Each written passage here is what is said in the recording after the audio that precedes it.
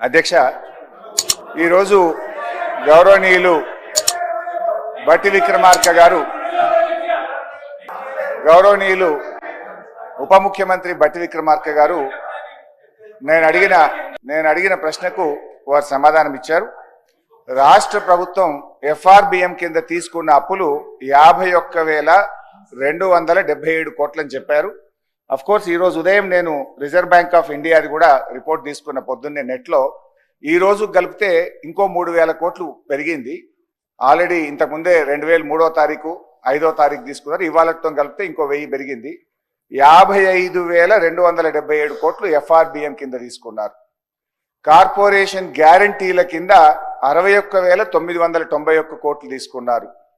10,099 కోట్లు గ్యారంటీ లేకుండా తీసుకున్నారు. మొత్తంగా కాంగ్రెస్ పార్టీ ఏడాది పాలనలో చేసిన అప్పు ఎంత అంటే 1,27,208 కోట్లు. ఒక్క ఏడాదిలో వీళ్ళు చేసిన అప్పు 1,27,208 కోట్లు. 5 ఏళ్లకు మనం లెక్క కడితే ఎంత అవుతుందంటే అధ్యక్ష, 6,36,040 కోట్ల రూపాయలు 5 ఏళ్లలో కాంగ్రెస్ ప్రభుత్వం చేయబోయే అప్పుగా దీన్ని బట్టి మనకు స్పష్టంగా కనబడతా ఉంది. ఇకపోతే అధ్యక్ష, ఈ మధ్య కాలంలో కాంగ్రెస్ పార్టీ నాయకులు వైట్ పేపర్, కాంగ్రెస్ పార్టీ పెట్టిన వైట్ పేపర్ బుక్ కూడా తెచ్చాను.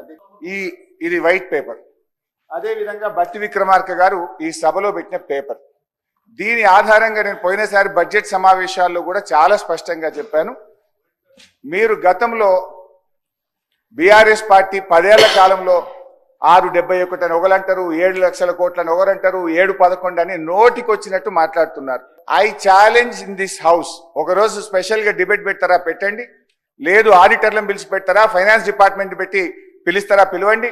ఐ వాంట్ టు ప్రూవ్ 10 ఏళ్ల బీఆర్ఎస్ కాలంలో జరిగిన మొత్తం అప్పు కేవలం 4,17,496 మాత్రమే.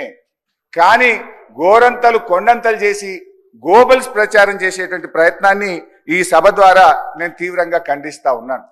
గతంలో గౌరవనీయులు బట్టి విక్రమార్క గారు ఎన్నికల ముందు ఆదాయాన్ని సమకూర్చడంలో కాంగ్రెస్ పార్టీకి అపారమైనటువంటి అనుభవం ఉంది, హామీలన్నీ నెరవేర్చడం మాకు పెద్ద సమస్యే కాదు అని ఎన్నికల ముందు చెప్పారు. వీడియో కూడా ఉంది, కావాలంటే పంపిస్తాను. ఇప్పుడు అధికారంలోకి వచ్చిన తర్వాత ఏమైంది, ఏడాది అయింది, హామీలు ఎప్పుడు అమలు చేస్తారంటే అప్పుల పేరు చెప్పి తప్పించుకునేటువంటి ప్రయత్నం చేస్తున్నారు. ఒక అబద్ధాన్ని 100 సార్లు చెప్తే నిజమైతే అనే విధంగా గోబల్స్ ప్రచారం చేస్తా ఉన్నారు. అందుకే ఈ శాసనసభ వేదికగా సభ్యులకు, రాష్ట్ర ప్రజలకు కూడా ఈ 7 లక్షల కోట్ల అప్పు అని కాంగ్రెస్ పార్టీ చేస్తున్న ప్రచారం తప్పు అని ఈ సభ ద్వారా రాష్ట్ర ప్రజలకు నేను తెలియజేయదలుచుకున్నా అధ్యక్ష.